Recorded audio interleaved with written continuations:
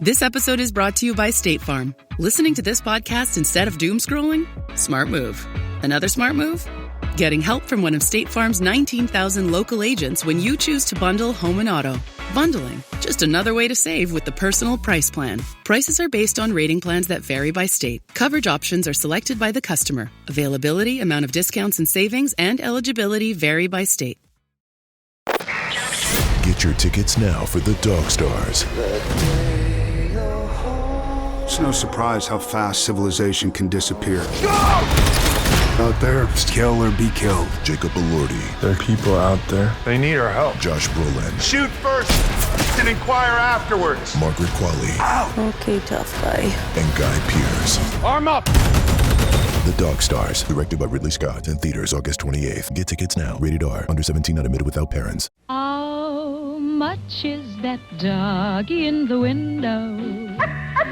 The one with the waggly tail. You and I might not be paying the same price for that dog in the window. How much for George? Price is £15, sir.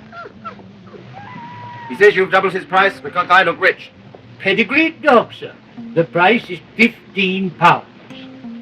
It's funny or old-timey, I guess, till it's totally not funny or okay, and it's happening in real time.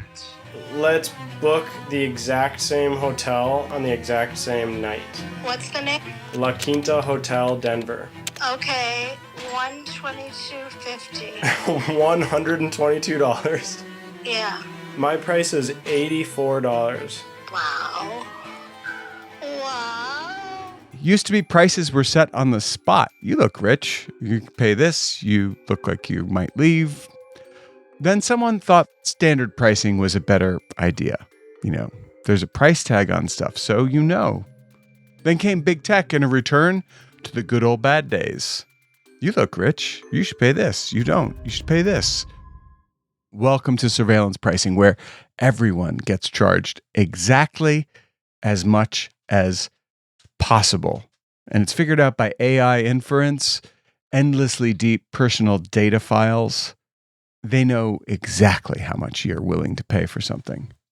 And yeah, it should be illegal, but it's not.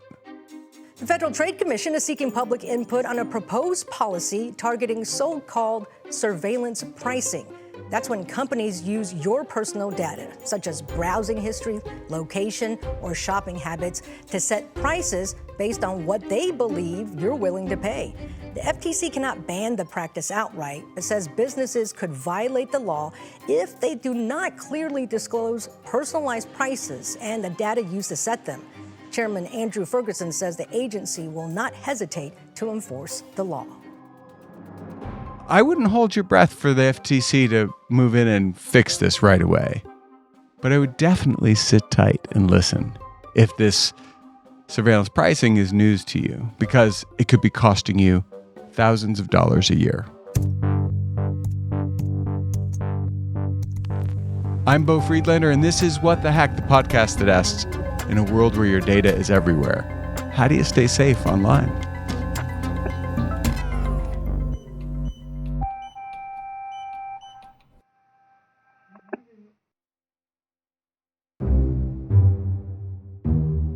How would you like me to introduce you? Are you Chris, the producer? Yeah, sure, that's cool. I guess I am now. I'm Chris, the producer. But do you like Chris Parr? Or, I mean, I like him. I think he's cool, but like... Let's do Chris, the producer. Chris, the producer, has a channel on YouTube, and you can also catch him on social media. Chris, welcome to the show. Hey, thanks so much for having me. I'm super stoked to talk. First of all, the video that you released on YouTube about surveillance pricing was fun. And there's nothing fun about the topic, so thank you so much for that video. We're all currently paying different prices for the exact same thing. And this is because of a brand new thing called Surveillance pricing. Surveillance pricing. Surveillance pricing. Yeah, I was pretty depressed afterward. I'm glad you had fun. I had never heard of this before, but it's like price tags are dead now. And even though 76% of people think it should be illegal, surveillance pricing is being used by more and more companies. I have been depressed about surveillance pricing for a while. You're past that stage now. Yeah, no, I'm now. You're ready to have fun with it. I am. I'm like, it's like not too soon for jokes. Yeah, sure. Okay. Gotcha. In fact, we need lots of jokes, but I don't want to like just go diving into this. I want to wade in. How did you get interested in surveillance pricing? Let's back up a little bit. What's your beat? I really wanted to make videos about things happening in Minnesota. That was my goal. I made a video about this strange city called North Oaks, Minnesota. It's the only private municipality in the country, and it's also the only city in America that is not on Google Maps Street View. There's a whole story about that. Through a bizarre series of legal maneuvers, one city in the middle of the country got erased. So because Google is legally not allowed to map the city, I'm gonna get creative and try to finish the job myself and finally complete Google's map. But what I found out when making that video is that they really pride themselves on privacy, but they have flock cameras. And I don't know if you know much about flock cameras. They're a huge violation of your privacy. So that led me down the flock camera pathway. I made a video about flock cameras. Everybody's making videos about flock cameras now. And that kind of got me super interested in like this world of surveillance that we live in. We kind of already know that for decades, corporations have collected our personal data to sell us targeted ads. But now that same data is being used with an AI algorithm to set the maximum possible price they think you'll pay, and a different maximum price they think I'll pay, and a different price for my mom and your mom, and a different price for every mom in America. I found out about surveillance pricing. I actually work part-time for PBS on NewsHour. So I did a motion graphic on their story about surveillance pricing. It's like 3 headlines with surveillance pricing. So it was like a year ago they were talking about this. I think they were the first like big media entity that was talking about surveillance pricing. Now, is this back when like the American Prospect were covering it already? Yes. Yes. I think that's probably why they were doing it. Exactly. I kind of logged it back, and then I got reintroduced into this world of surveillance. And I was like, I want to explore this. I want to just start with some basic things we know about selling stuff. Like back in the day when you walked up to a retailer, there weren't prices on things. And the person selling to you might eyeball you and be like, you look like you got a lot of money. Yeah. It's going to cost you more, right? Yeah. I mean, that's 19th century surveillance pricing, right? This is David Dayen. So, there were no formal price tags, and your appearance or your desperation to want to buy or need to buy that particular product would dictate what you were charged for it. David Dayen is the executive editor of the American Prospect. He has been a contributing writer to Salon.com, The Intercept, The New York Republic, and Fiscal Times. It's also written for The New York Times, Vice, a lot of places. Now, he and antitrust researcher Matt Stoller started a podcast called Organized Money not that long ago. It's really a great listen. And David's most recent book is Monopolized: Life in the Age of Corporate Power. It's published by Andre Schifrin's, in my opinion, legendary publishing house called The New Press. David, welcome to What the Hack. Thanks for having me on. Let's go back to the time when there weren't price tags. 19th century. You paid whatever the seller decided to say you were paying, basically. But you could also push back, haggle. Commerce was a dance. How did we get from that dance to standard pricing? John Wanamaker, who was a Philadelphia retailer and Quaker, decided actually it would be more fair if we gave a uniform price to everybody and that we listed it right on the product on a price tag. And that was really, this is like the 1860s, 1870s. That was the first real instance of the price tag. And that held for a long, long time. And now we're kind of reverting back to the past in some ways where there are individualized prices for individual people. So we're familiar with different prices for senior citizens and different prices for students. We're familiar with, I think most people are familiar with the fact that car dealerships may have a price that's advertised that's different from the price you might be able to walk out with.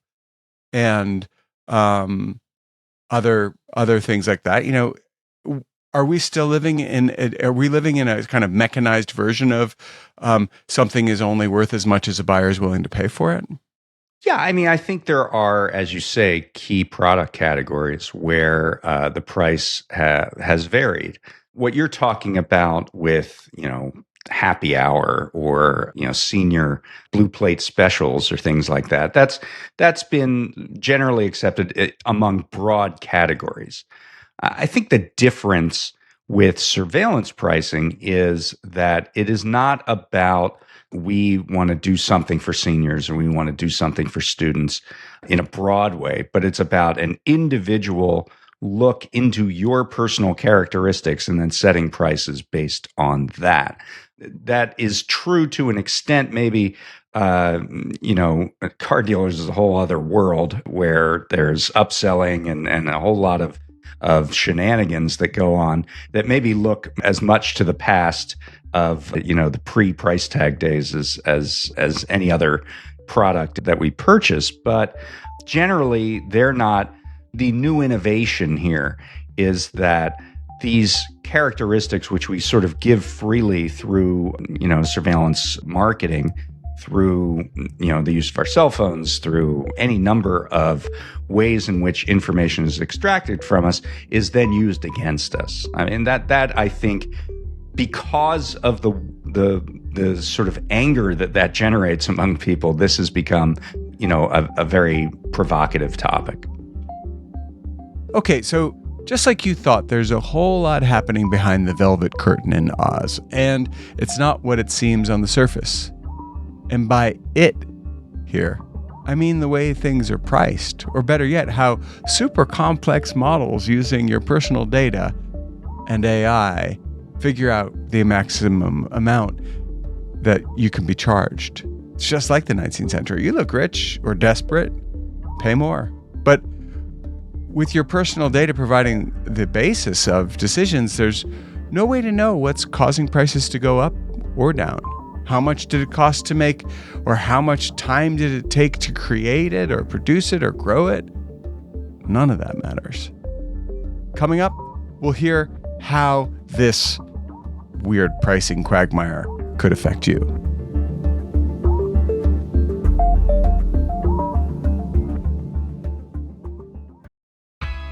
This episode is brought to you by State Farm. Listening to this podcast instead of doom scrolling? Smart move. Another smart move? Getting help from one of State Farm's 19,000 local agents when you choose to bundle home and auto. Bundling, just another way to save with the Personal Price Plan. Prices are based on rating plans that vary by state. Coverage options are selected by the customer. Availability, amount of discounts and savings, and eligibility vary by state. Get your tickets now for the Dog Stars. It's no surprise how fast civilization can disappear. Out there, just kill or be killed. Jacob Elordi. There are people out there. They need our help. Josh Brolin. Shoot first and inquire afterwards. Margaret Qualley. Ow. Okay, tough guy. And Guy Pearce. Arm up. The Dog Stars. Directed by Ridley Scott. In theaters August 28th. Get tickets now. Rated R. Under 17, not admitted without parents.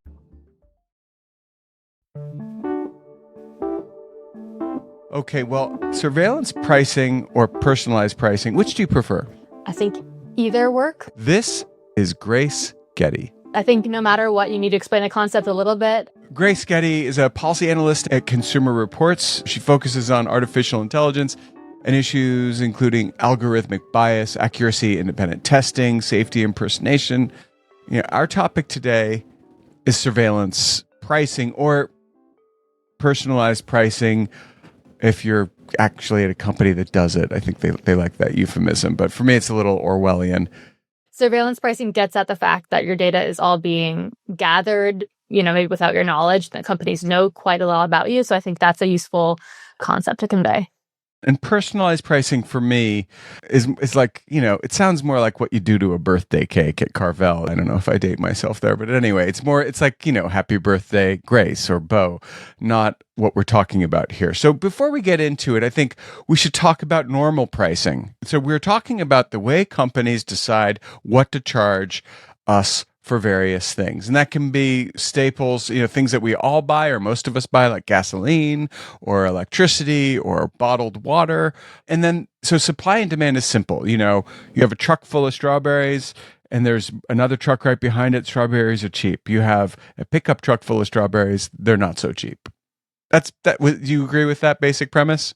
Yeah. I think companies gather a lot of inputs on what, how they try and monitor demand, but like overall monitoring market demand and then pricing accordingly is the basic way of doing pricing. Now, that's different from price gouging. Now, price gouging, we're all familiar with the term. It means that there's a shortage of something and it requires an immoral person, right? It's not everybody. When there's price gouging, you don't go to every store and everybody's charging $5 for an N95 mask, as we experienced during COVID. But there were people who were charging huge amounts of money for a 25-cent mask back then. That's price gouging.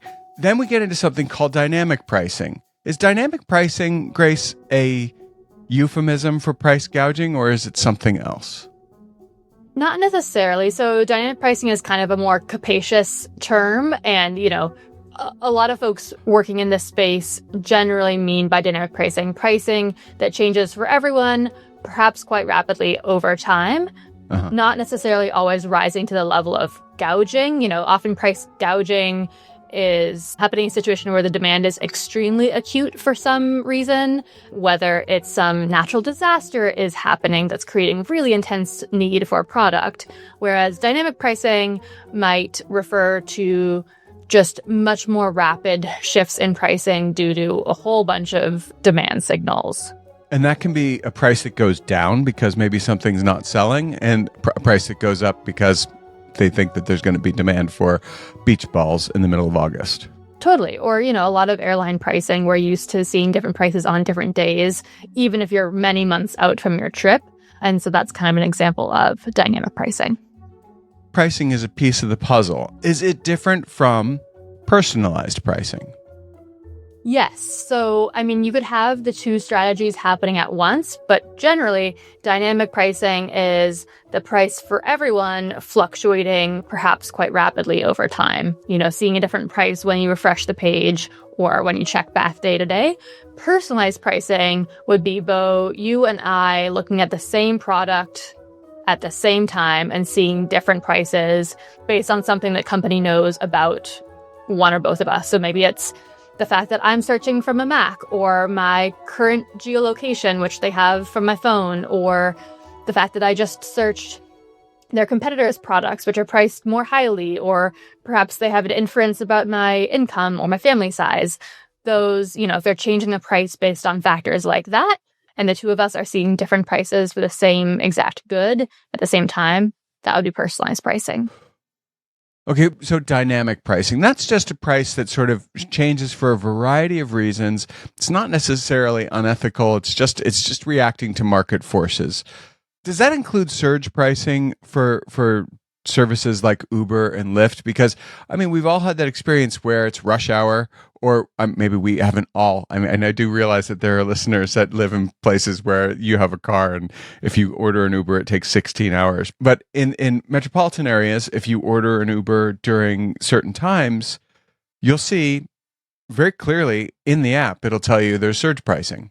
And that surge pricing could be considerably more. Friday night at 11 o'clock, you might see that a trip that cost you $20 is going to cost you $100. So I would consider surge pricing a subset of the kind of broad category of dynamic pricing tactics. Yep. Why is that? Because it's still fundamentally changing prices for everyone, more rapidly over time. Surge pricing might be quite rapidly over time. Whether or not consumers object to it, I think has somewhat to do with what we've gotten used to, right? So while we may be used to the ride from our office to our home, if we regularly request rideshare fluctuating and being kind of different every single day, we might not expect, our groceries prices at the aisle to change hour to hour. We're just not used to it. And if that were rolled out, people might push back. right? So search pricing is just a form of dynamic pricing. And the reason it is because it applies equally to everyone who's looking for a car at that moment on that app. Now, I'm not a real fan of personalized pricing, so I call it surveillance pricing. What side of that coin do you fall on? In terms of which term to use? Well, yeah, which one do you use? Are you a surveillance or are you a personalized person? I think I often start with surveillance pricing because it conveys that sense that it's based on information that's been gathered about you, likely without your knowledge. And so when Chris set out to make a video, it was surveillance pricing that was still stuck in his mind, not personalized pricing, not the euphemism, and he wanted to put it to the test. We're going to buy the exact same product from the exact same store. In his video, Chris, the producer, runs a simple experiment with his best friend and his brother. Go to Target and buy Spam. Okay. How much is it? $4.99. My price is $4.59. That's bullshit, dude. We're going to order the exact same ride. Okay. Scheduled for tomorrow at noon. From where? Do it from Target Field to the airport. Here's my prices. $36.94 for the UberX. Mine's $52.95. That is a 30% difference in price. And for what? No difference. And then with his mom. Let's book the exact same hotel on the exact same night. What's the name? La Quinta Hotel, Denver. Okay, $122.50. $122. Yeah. My price is $84. And your video demonstrated in a way that anyone can understand the way that data brokers piece together a dossier and then decide, the term of art is infer certain things about you, right? Yeah. So there's this inference model. Were you getting that technical? Were you thinking like, I'm going to figure out what the AI inference model is regarding this or that consumer? Like, how did you enter into it? I don't know anything. I just wanted to explore this world. And it's like, I presented it in a way that like I could understand it. If I can understand it, anybody can understand it. I didn't anticipate getting into the weeds on things. And man, you could do multiple feature-length documentaries about how data brokers collect and infer things about you for sure.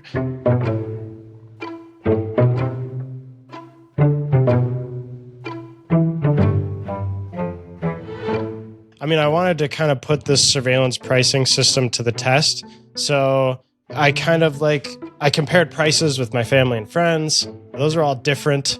I became a new person, which sounds kind of crazy. I've always wanted to do that. Turns out it's super illegal to get a new like social security number. I don't even think it's possible. I don't know. Maybe it's possible, but it's super illegal. You can do it. Okay, sick. You know, I can teach you, but we can talk offline, and I'm not going to. Anyway, there are places where you can create something that's similar to having your own social security number, and that's what you did, right? Yeah. So, I mean, really, I wanted like purchasing power. I wanted a credit card. So, like, if I created a new LLC, I could get a credit card under that name. And using the Wyoming corporate loophole, you can hire someone to create an entity for you. So I got a credit card that way. And I got a new smartphone, the cheapest smartphone available at Walmart. And that was registered to the LLC that you had set up for you in Wyoming under the name of Frank Reynolds. Yeah. So I got a credit card that way. And I got a new smartphone, the cheapest smartphone available at Walmart. It's crazy what you can get for $20.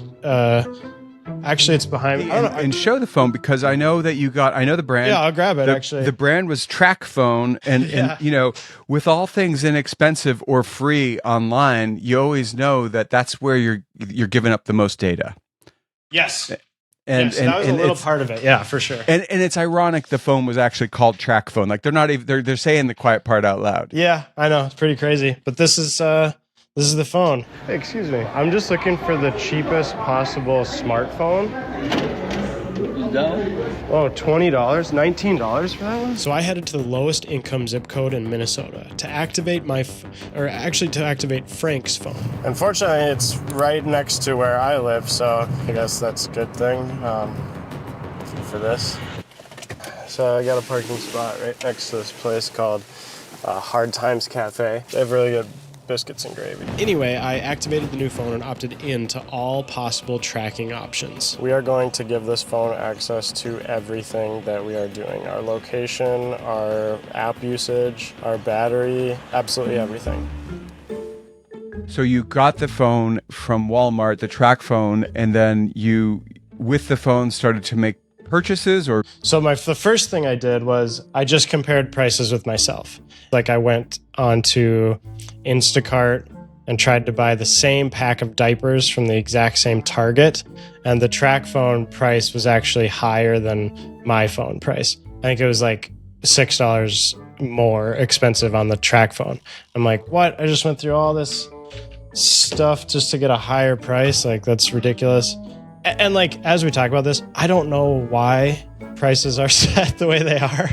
Right. So why it would be higher for a $20? Because you'd think like a $20 phone would signal to everybody like, I don't have a ton of money. Yeah. So I don't know, but I knew that I had to take it further, and I'm not necessarily like the best person to like improvise and become, you know, this new person, Frank Reynolds, which is the name of the LLC. So I hired an improv guy, and I gave him the credit card, and I gave him the track phone, and I gave him like a little bit of direction. His name's Comrade. He's an improv stand-up guy in Minneapolis, and he took it and he ran with it. Hello, Comrade Tripp here. I'm still here in Minneapolis. I actually knew of Comrade just from like, I enjoy going to see stand-up and stuff. So I knew of him, and like, I actually reached out to him and I was like, would you want to do this? And he said, yeah, sure. I just told him, I want you to like become this new thing, Frank Reynolds, and try and like get a good deal for me. And I was like, I can explain it on the phone better if you want, or we can, you know, basically saying like, can I call you? And he's like, nah, we'll just meet at the park. I got it. I was like, okay, whatever. And he was great, man. He did it. He nailed it. So one of the things that was so interesting about him was that he seemed to have like a really good instinctual understanding of how to mess with the system. Yeah. I think he has a little bit of like F the man mentality for sure. So he maybe has been thinking about this for a bit, but yeah, I mean, what was the phrase that you used? Not a likely buyer or something? A low intent to purchase. That actually is the direction I gave. That's the like one piece of direction I gave him. For 4 hours, he took the bus to Dinkytown here in Minneapolis, which is like where that's a real thing. Yeah, Dinkytown. It's kind of where I live. It's where it's where the University of Minnesota is. So like a lot of college students live there.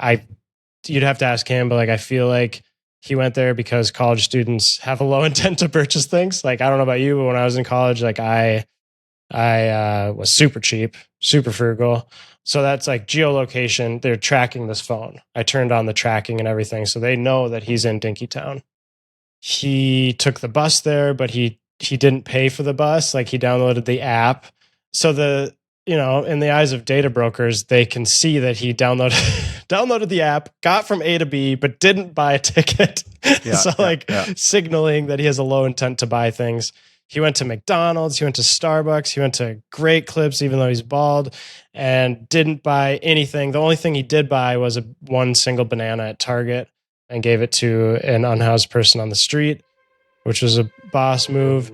For 4 hours, he kind of just walked around and did a bunch of stuff. Yeah, and then we tested our prices after. All right, so like Conrad Tripp, first of all, I'm like, oh my gosh, I'm in love. What a guy. I can hook you up. Well, I've got a partner, but like, okay. I mean, but maybe at some point. As friends. We're both bald. I mean, we could just like rub each other's heads. Oh my gosh, I'm really going way too far here. I love that. Me too, actually. All right, if you're hearing this, Comrade Tripp, open invitation to Fairfield County, Connecticut, and you can touch my bald head. As long as I can touch your bald head. All right. Comrade Tripp was such good casting. You in the video, you're like, well, I put an ad out on Craigslist to get, somebody to do this part. And I was like, sure you did. You just called your friend Comrade Tripp up because he's so cool. But you really got him through the Craigslist thing? Well, you're right and wrong. I made a Craigslist post and I got like so many responses, But like nobody, I don't know, like nobody was quite perfect. So like I reached out to a couple people, and Comrade was one of them, and I sent him the Craigslist post like with the message. Can't even remember how I contacted him, like Instagram or something. So this was a one-day experiment. He went around with a low intent to purchase and just gamed these places. Yeah, you say one day, but like that is infinity to Frank Reynolds' life. You know, like I had just activated the phone that morning. Did not otherwise exist. Yeah, so like, you know, I have 33 years of data on myself. If I were to go and do that, it would be a drop in the bucket of data on me, and it probably wouldn't impact the price that I get served on any of these like e-commerce sites. But for Frank, like that is the entirety of his data profile, whatever profile these data brokers are creating on him. Yeah. That defines who he is, that 4 hours, you know, so it is significant. Coming up, does any of this actually move the price? Does poor Frank Reynolds, college student in Dinkytown, give you a discount? What about the richest zip code in Minnesota? Does that change the algorithm? Stick around. This episode is brought to you by State Farm. Listening to this podcast instead of doom scrolling? Smart move. Another smart move? Getting help from one of State Farm's 19,000 local agents when you choose to bundle home and auto. Bundling, just another way to save with the Personal Price Plan. Prices are based on rating plans that vary by state. Coverage options are selected by the customer. Availability, amount of discounts and savings, and eligibility vary by state. Get your tickets now for the Dog Stars. It's no surprise how fast civilization can disappear. Out there, just kill or be killed. Jacob Elordi. There are people out there. They need our help. Josh Brolin. Shoot first and inquire afterwards. Margaret Qualley. Ow! Okay, tough guy. And Guy Pearce. Arm up! The Dog Stars, directed by Ridley Scott, in theaters August 28th. Get tickets now. Rated R. Under 17, not admitted without parents. Okay, Chris, before Comrade Trip was running around pretending to be Frank and creating a whole new data set for data brokers, a totally stingy one, actually brilliantly stingy one, you decided to try and buy some things to get a baseline price to compare your prices against Frank Reynolds. Yeah, we tested a few things. The biggest price difference was we tried to order an Uber at the exact same moment going to Union Depot in St. Paul. It's like a, 25 minute ride. And Frank Reynolds' price, Comrade's price, was cheaper than mine. I think it was like 11% cheaper than the price that I got on my phone. Literally, these were sitting next to each other, ordering this Uber at the exact same instant, and it's 11%. Imagine if every price was 11%. That is an enormous amount of money, you know, across every person that orders Uber. Imagine that same 11% applied to every DoorDash order, every Instacart order, every Amazon purchase, every who knows who else is doing surveillance pricing right now. But let's go a little farther down the rabbit hole in this experiment. Everything that Comrade did in Frank Reynolds' name was like, he appears as though he's low income. I thought that would get the lowest price. My thought was like, if someone were to go from super low income to high income, you as a business, you want that as a customer, right? Because like they're suddenly high income and they have money to spend. So my thought was they're going to give you a discount. They're going to give me a discount if I were to suddenly become high income. But I didn't really know how do you look like you are high income when I'm not high income. So North Oaks is the wealthiest city in Minnesota per capita.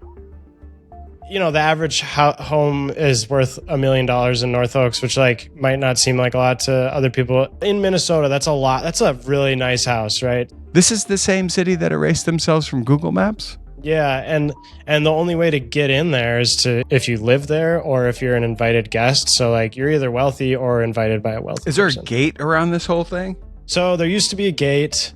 The residents, I think, just didn't want to deal with like the gate opening, so they took the gate out, and it really confuses people because it looks like you can just drive on in there, but like it's super illegal if you do that. So there is no gate, but there's like you'll know, like when you pull up to the entrance of North Oaks, there are these flock cameras. There's like 4 of them on each entrance. Every entrance to the city is like super intimidating.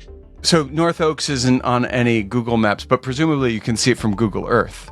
Yeah, like you can like satellite images exists of the entire planet, including North Oaks. But like the Google car could not drive into North Oaks because it's not allowed in. Like it's a private, so you have to be invited to go in there in the Google car. Actually, it's an interesting story. They did put it onto Google Maps, and the city of North Oaks sent a cease and desist to Google. So like the wealthiest city in Minnesota versus Google. Boom. Google was like, all right, you're right. We shouldn't have done that. So they took it down. But that's the way it should be everywhere. And you know what? It was a process for me to get there, but I agree with you. At the time of making the video, I thought it was unfair that they weren't on Google Maps and I was. Yeah, so that was my mission, to right the wrong and put them onto Google Maps. But actually I was wrong. Like I shouldn't be on Google Street View. Nobody should be on Google Street View. That is my ultimate takeaway from the whole thing. Yeah. The old way of looking at it is just like, I'm getting abused, so should you be. Yeah, for sure. Like an eye for an eye. Ain't the right way, man. It's not. Nope. I learned that after making that video, for sure. No. Yeah. North Oaks is the future of the internet. Let's all be not. Not. Anyway, so I figured if I were to get into North Oaks, I'd be perceived as being high income, like a pretty surefire way to look like you're high income, just geolocation wise. And in the video I made about North Oaks, I attempted to put it onto Google Maps by like if I launched my drone from public property outside of North Oaks, which I can launch a drone from, and fly it into the unrestricted airspace, and then fly it into the airspace above North Oaks, that's totally cool. Like the FAA regulates the airspace. North Oaks property is different from the airspace above it. So I just did the same thing. I attached the phone to the bottom of my drone with a phone mount. It was really kind of taxing on the drone, but like I got it up outside of North Oaks, flew it into North Oaks. I called the phone and gave it remote access to control it, so I could control it from where I was sitting in my car outside of North Oaks. So technically my phone was in the airspace above North Oaks, but like a data broker doesn't know it's in the air, right? DoorDash doesn't know it's in the air. So I tested the prices from the drone, which was inside of North Oaks, and where I was sitting outside of North Oaks. And you'll find out the results next week. No way. No. So you're sitting outside of North Oaks. Geofencing would say if you're outside of it, data brokers can see you're outside of it, so you're not wealthy. Yeah. If you're inside of it, you might be. True. You might be. Yeah. This was like ultimate despair moment that I talked about earlier. Yeah, the prices inside of North Oaks were even cheaper than outside of North, even cheaper than every other test I'd done before that. So, we ordered White Castle through DoorDash, and the price inside of North Oaks was like $8 cheaper. Literally 300 feet away from where we were sitting. Exact same and it was pickup. Like there's no delivery charge. Obviously there's going to maybe be a higher $8. Yeah, for pickup for the exact same Crave case order at White Castle. And just to be clear, like we use DoorDash, so like the price difference, I believe, is due to DoorDash being the middleman between the purchase, not necessarily has anything to do with White Castle. So, but DoorDash is like Uber and Lyft and other companies that are known to have used what they call personalized pricing. Yeah. Surveillance pricing. It's like Orwellian speak that it's personalized. And like I knew that going in, that DoorDash has a higher propensity to change prices. Like it wasn't like super scientific. Like I knew that would have a better chance of changing my price on me. So therefore I used it.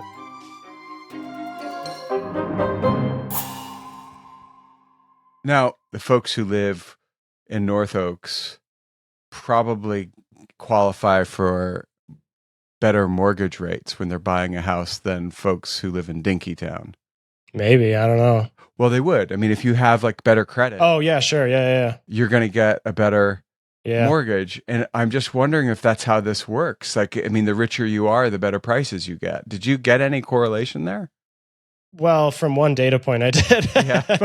All right, it's done. To be Nobel honest, Prize. Yeah, to be honest, like my drone, the battery gets depleted so fast, and it was like 95 degrees that day, and we're sweating. I mean, I could go back and keep testing this thing over and over again. Yeah. But like, there's been data that supports that wealthier people get better deals than not as wealthy people. So like, I only had the opportunity to test, only a finite amount of things during our flight.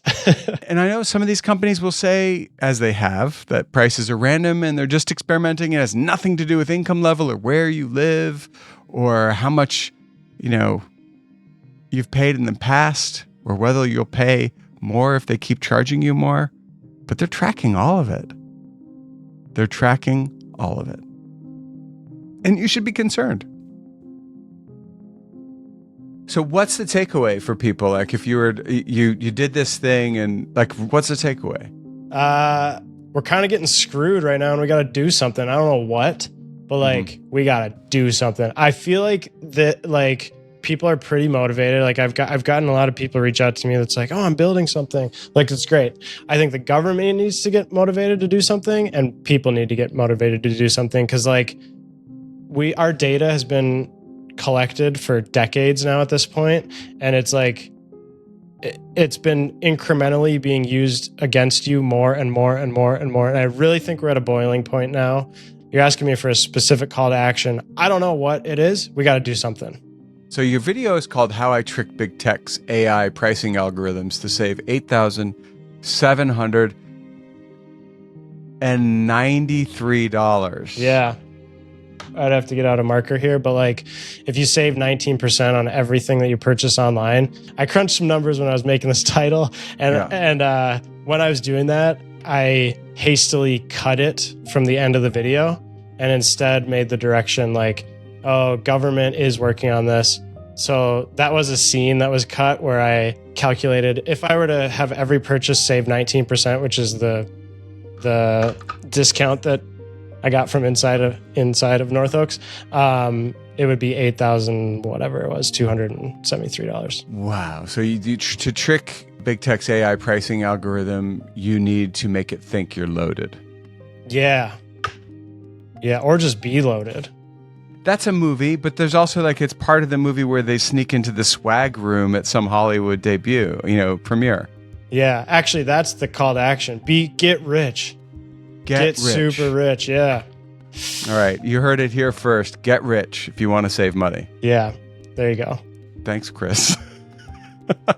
By the way, just so everybody knows, as an American, you have a right to know and access the data that data brokers are collecting about you. Every data broker has like a button that's like, hey, here you go. Like, click this button and fill out your information and we'll send you your personal data that we have on you.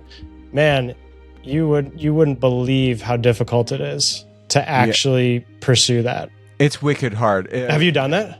Yeah. DeleteMe, which does removals, has a DIY section. Yeah. So if you don't want to pay for the service, there's a DIY and it explains how to do each one. But like if you did each one, that's all you would do. Oh man.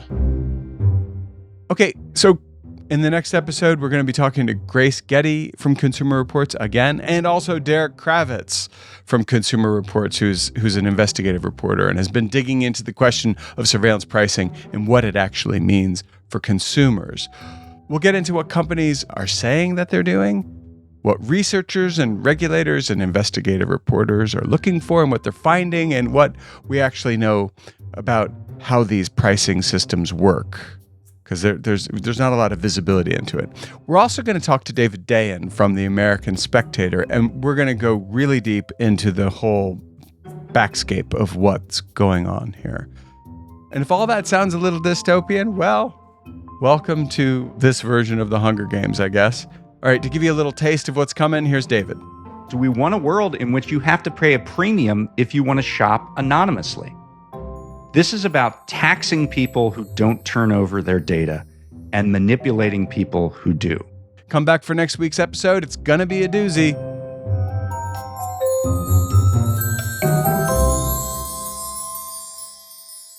And now it's time for the Tinfoil Swan, your paranoid takeaway to keep you safe on and offline.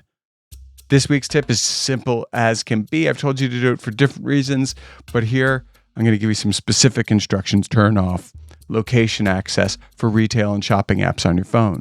Turn it off. Surveillance pricing works best when a company can connect what you're shopping for with signals about you, where you are, where you go, and potentially what kind of customer you seem to be, or high intent or low intent. Location is one of the most valuable signals for these companies, and you can easily cut it off. On an iPhone, just go to Settings and then to Privacy and Security, Location Services. For shopping, delivery, travel, retail apps that don't really need your location, set it to never. For ones that do sort of need it, try to set it up for while using the app, but turn off precise location because you can do that. For Android phones, go to Settings, Location, App Location Permissions, then go through all the same things, shopping, retail, travel, food delivery, yada, yada, yada, and hit Don't, right? Do not allow unless they genuinely need your location. For apps that need location, sometimes choose Allow Only while using the app, and where available, use precise location to the off position. On a Samsung, it's basically the same. Go to Settings, Location, App Permissions. This is a concrete thing that you can do today that reduces the data available for surveillance pricing without requiring you to stop shopping online. And it's also a way to push back, because if enough people do it, these companies are going to realize that people are aware of it, and it will affect their compliance when the FTC eventually passes a law that makes what they're doing illegal, and they begin to start counting the beans as to like whether it's worth them doing the thing and paying the fine or whatever, right? Which is the other part of this. So we're not going to get involved in the whole enforcement side of things. It's above our pay grade, definitely mine. But there is something you can do. I suggest you do it, and come back next week if you would like to be scared further. As ever, if you like the podcast, would you please rate and review it wherever you're listening? It helps people find the show. And see you next week. What the Hack is produced by a bunch of people. I'm one of them. Andrew Stephen is another. And Sarah Heward helps out enormously from time to time. We're available wherever you get your podcasts. If you are a regular listener to this show and you don't use DeleteMe already, I want to tell you, you should. If you're not and you want to, here's what to do. Go to joindeleteme.com/WTH. That's joindeleteme.com/WTH and get 20% off. I kid you not, 20%. 20% off. That's joindeleteme.com/WTH. From the history of Hershey to the business behind the hit podcast Acquired, Cold Call, the chart-topping management podcast from Harvard Business School, gives you a seat in the classroom where these legendary cases are brought to life. I'm Brian Kenny, the Chief Marketing and Communications Officer at Harvard Business School and the host of Cold Call, which explores the real-world case studies taught in our classrooms, featuring the professors who wrote them and often the executives, entrepreneurs, and innovators who lived them. In each episode, we break down the decisions, trade-offs, and leadership lessons behind some of the most fascinating organizations. Not to mention, we just dropped a new video series examining AI case studies like the Atlantic's partnership with OpenAI, Mass General Brigham's use of AI to streamline clinical documentation, and Harvard Art Museum's experimentation with generative AI. So don't miss out. Follow or watch Cold Call on Apple Podcasts, Spotify, YouTube, or wherever you get your podcasts. Hello. Look what TJ Maxx dragged in. The Devil Wears Prada 2 is now streaming on Disney Plus and Hulu. We are digital, we are downloadable, we are streamable. The fashion event of the year is certified fresh. Pull yourself together, we have work to do. Critics say it's smart and witty and the perfect sequel. That's all. Get runway ready for The Devil Wears Prada 2 on Disney Plus and Hulu. Rated PG-13.